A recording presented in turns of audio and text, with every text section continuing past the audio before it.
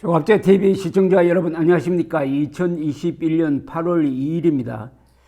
이 윤석열 전 검찰총장을 가장 신랄하게 비판해 온 분 중에 한 사람이 홍준표 의원인데, 홍준표 의원이 지난 30일 윤석열 씨가 국민의힘에 입당한 직후에는 아주 근사한 환영문을 페이스북을 통해서 발표를 했습니다. 오늘 윤석열 후보님이 입당함으로써 문 정권의 최대 바람이었던 야권 분열 카드가 소멸되고 우리는 불확실성이 해소된 기쁜 날입니다.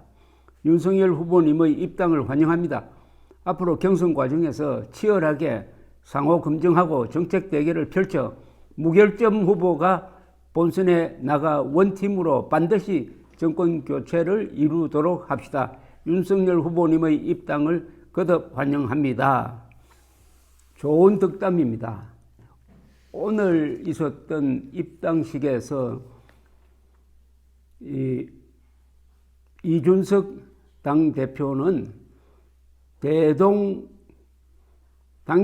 대동단결이라는 말을 강조를 했습니다. 대동단결은 큰 점에서 같으면 다 하나다 이런 이야기고, 윤석열 총장의 문법대로 하면은 10사람이 있어도 10사람이 다 생각이 달라도 하나만 같으면 된다. 그것은 정권 교체다라고 하는 이야기와 같습니다. 그러면서 이제 경선 버스가 정시에 출발하게 되었다.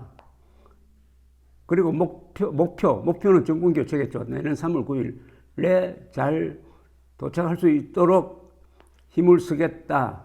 버스 안에서 치열하게, 공정하게, 그리고 흥미롭게 경쟁을 하자 하는 취지의 이야기를 했습니다. 김기현 원내대표도 나라의 비정상화를 정상화시키는데 치열하게 투쟁했던 윤석열 전 검찰총장의 입당은 상당히 상징적이다. 내로남불 위선 무능 정권을 바꾸는 데 있어서 큰 힘이 되겠다는 그런 입장을 밝혔는데, 어쨌든 이제 최재형 전 감사원장, 윤석열 전 총장이 국민의힘의 대통령 경선 무대에 올라옴으로써 어떻게 보니까 느낌이, 무대가 꽉 찬 느낌이 듭니다. 여기에 호응을 해서 국민 여론도 상당히 호전되고 있습니다. 최근에 약간 하락했던 윤석열 전 총장의 지지율이 다시 원상 회복을 해가지고 35%를 기록하는 것뿐만 아니라 가상 대결에서 이재명 그리고 이낙연 두 사람을 각각 14%포인트 차이로 크게 이기는 걸로 나타나고 있습니다. 자, 이제 중요한 게 단일화인데, 여기에 한 사람이 지금 빠져 있습니다. 안철수 국민의당 대표가 아직 합당 마무리를 하지 못하고 있습니다. 합당, 국민의힘과 국민의당의 합당. 그 합당은 이미 약속한 거니까 뭐 우여곡절이 있겠지만 이루어질 것이라고 봅니다. 결국 안철수 국민의당 대표도 들어온다면은 국민의힘은 그야말로 범야권 단일화로 정리가 되고 몸집이 아주 커지게 되는 겁니다. 의석수가 문제가 아니죠. 그러면서 정권 교체론이 대세를 이루게 될 때, 이제 뭐 몇 달 남지 않은 3월 9일까지의 길은 탄탄대로가 될 수도 있다고 봅니다만은, 이거는 낙관적으로 하는 이야기고, 얼마나 많은 변화와 얼마나 많은 꼼수가 지금 기다리고 있겠습니까? 이런 게임은 1대1 게임에서는 나중에 가면 상당히 근접하는 성향이 있습니다. 무슨 법칙 같아요. 미국 선거도 그렇고 한국 선거도 1대1 대결에서는 아주 아슬아슬하게 승부가 나는 경우가 있습니다. 그러나 이번은 아슬아슬하게 대한민국 세력이 이기면 안 됩니다. 압도적으로 이겨야 됩니다. 그러나 압도적으로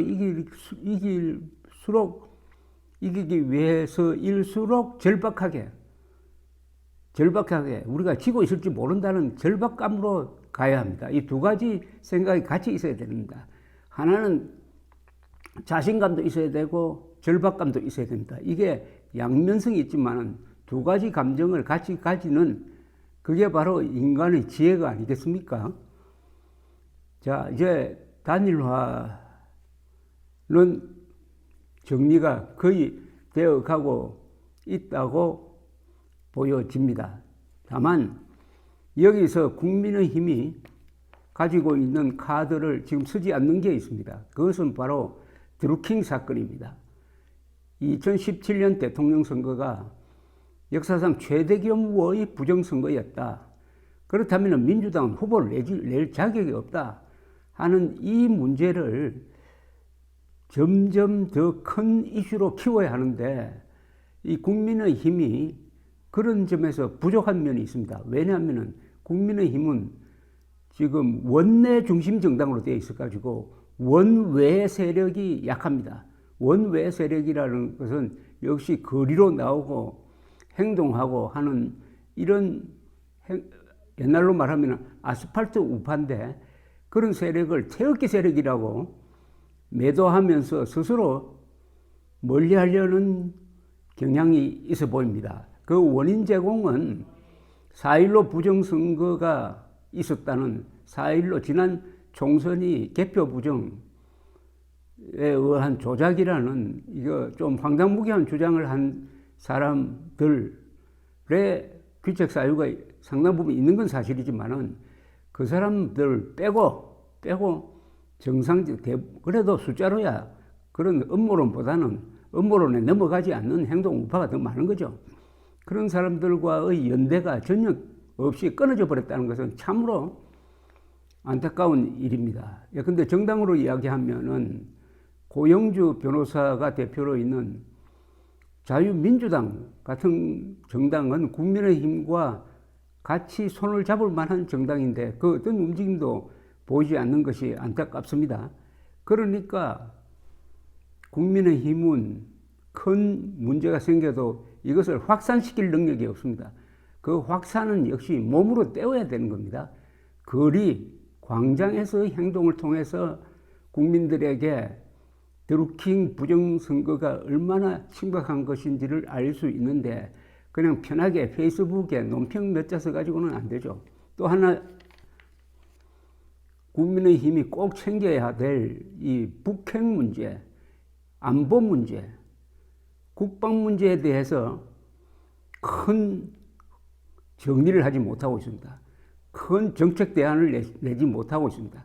비판은 단속적으로 하기는 하지만은 그것은 불가능하고 당신들은 뭐냐 이렇게 물었을 때 답이 나와야 합니다. 그것은 당론이 결정돼야 되고 이번 경선 과정에서 치열하게 논의가 돼야 된다고 봅니다. 그 중에 하나가 미국이 1991년에 빼내간 전술핵을 재배치해가지고 북한과 핵 대 핵의 균형을 맞추는 문제, 이것도 당론으로 결정할 수가 있는 겁니다. 그렇게 되면 이 선거에서 주도권을 잡게 되는 거죠. 물론 거기에 대한 반발도 있지만은 이걸 가지고 국민들을 설득시킬 수 있는 논리와 선전력을 가져야 된다. 이 두 가지 점이 좀 아쉽다는 말씀을 드립니다. 어쨌든 윤석열 여론조사 1위를 하는 시의 국민의힘 입당은 국민의힘 안의 분위기와 국민들의 분위기를 많이 바꿔놓을 것이라고 생각합니다. 지금까지 비아냥거렸는데 국민의힘이 무슨 제1야당이냐. 다 합쳐도 그 후보감들 다 합쳐도 10% 지지율이 되지 않는다는 그런 비판은 이제 면하게 되었습니다. 감사합니다.